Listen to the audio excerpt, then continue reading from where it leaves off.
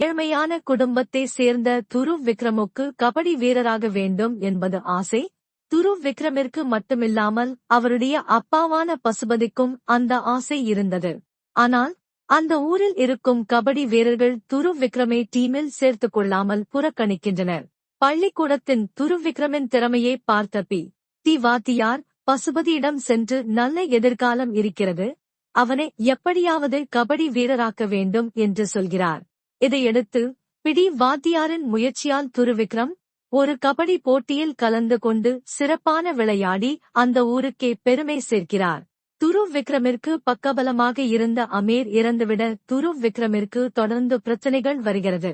அந்த பிரச்சனைகளை கடந்து துருவ் விக்ரம் எப்படி கபடி வீரராக மாறினார், என்ன மாதிரியான பிரச்சனைகளை சந்தித்தார் என்பதுதான் பைசன் திரைப்படத்தின் கதை.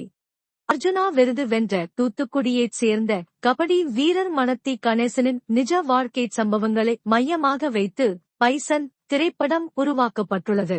இதில் துருவ் விக்ரமின் தந்தையாக பசுபதி வழக்கம் போல சிறப்பான நடிப்பை வெளிப்படுத்தியுள்ளார். இந்த படத்தின் கதையை எழுதும் போதே இந்த கதாபாத்திரத்திற்கு பசுபதிதான் பொருத்தமாக இருப்பார் என்று அவரின் பெயரையே போட்டே எழுதியதாக மாரிசெல்வராஜ் இசை வெளியீட்டு விழாவில் பேசியிருந்தார். மாரிசெல்வராஜன் நினைத்தது போல பசுபதி ஒவ்வொரு காட்சியிலும் முத்திரை பதித்துவிட்டார்.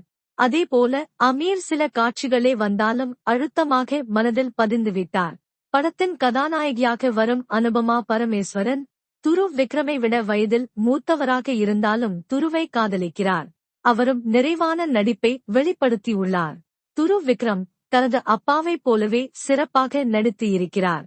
இந்த படம் நிச்சயம் அவருக்கு நல்ல பெயரை பெற்றுத்தரும் என்பதில் சந்தேகம் இல்லை. மாரிசெல்வராஜ் தீபாவளிக்கு ஒரு தரமான சரவெடியை கொளுத்தி போட்டு இருக்கிறார். அது நிச்சயம் சரசரவென வெடிக்கும். கபடி வீரர்களுக்கு இந்த படம் நிச்சயம் பிடிக்கும்.